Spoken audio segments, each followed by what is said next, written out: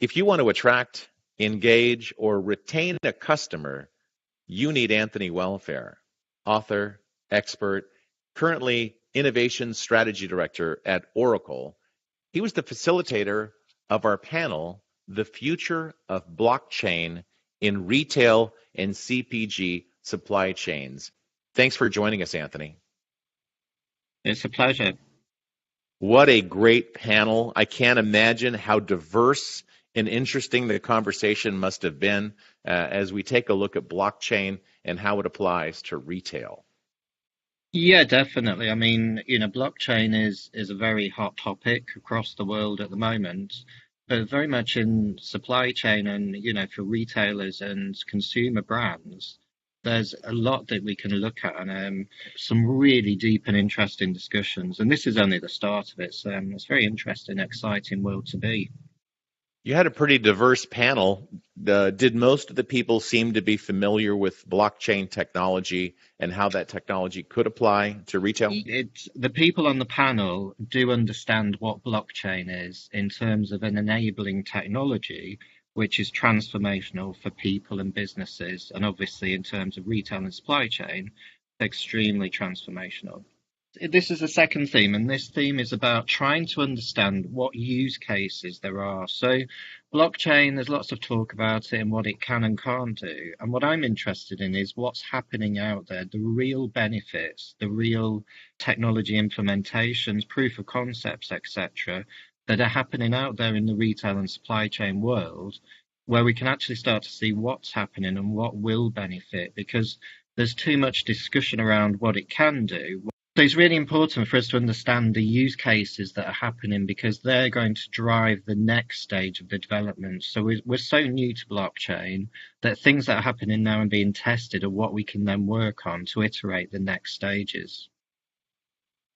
So one of the key points that came out of this discussion was looking at the use cases now and what's happening now. So really important. And one of the ones that was really interesting was an actual use case that's happening at the moment with Wrigley's, the chewing gum part of Mars. And if you imagine how, every supply chain is complex, but something like chewing gum, which is coming from many different places, and they're looking at the entire product life cycle from where it's originally sort of put together, the components, all the way through to the shelves, and working through that as a real use case and a real sort of technology solution was really interesting. The second one that came up was the seafood. So seafood, and including things like tuna. Obviously, seafood was being tracked because it's of high value, but also because of its propensity to cause illnesses, because obviously seafood, when it's even slightly off, can cause illnesses. So it's an obvious one and a really, deep and interesting one. Two use cases which were really interesting, which I'd never heard of until this, were Samsung, where they're looking at sort of blockchain technology to streamline its entire supply chain. And they're estimating it will save around 20% of cost. And the other one was with BMW. And BMW is using blockchain for a different purpose, which was really interesting, which was tracking mileage. And if you think about one of the proponents of blockchain is trust and transparency.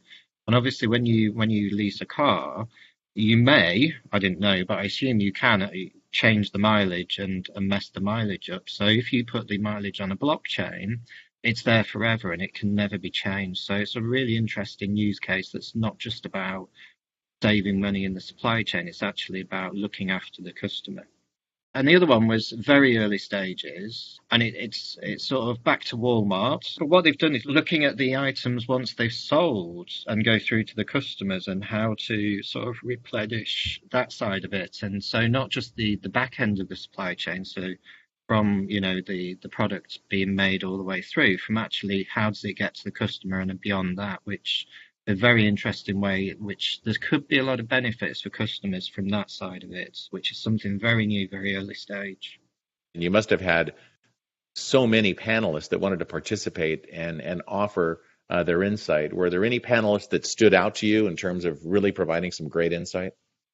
Yeah, there's sort of got three of the top experts from the last board, Raul, Manuel, and Christine. And And these three were really leading the conversations on the board. And between the three of them and a few of the others, there was lots of sort of discussion. So what's useful is when I post the theme and the questions, and then people start to discuss within themselves. And that's where you get the benefit. And these three, very much lots of conversations and saying, well, how does that happen? Where would that happen? So that we really got down to some of the detail below the surface, which is great when, experts like these are helping us to understand the in-depth details.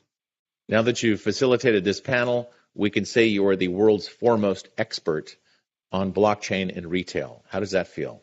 It's interesting because if anybody says to me that they're an expert in blockchain, I immediately say that blockchain's not been around long enough for you to be an expert. But I'm definitely one of the most researched and definitely one of the most connected and understood in terms of retail and blockchain, that's for sure. I spend 24 hours a day doing this, and I really enjoy it. So I'm quite happy to continue doing this and really finding out how retail and supply chain can benefit from blockchain.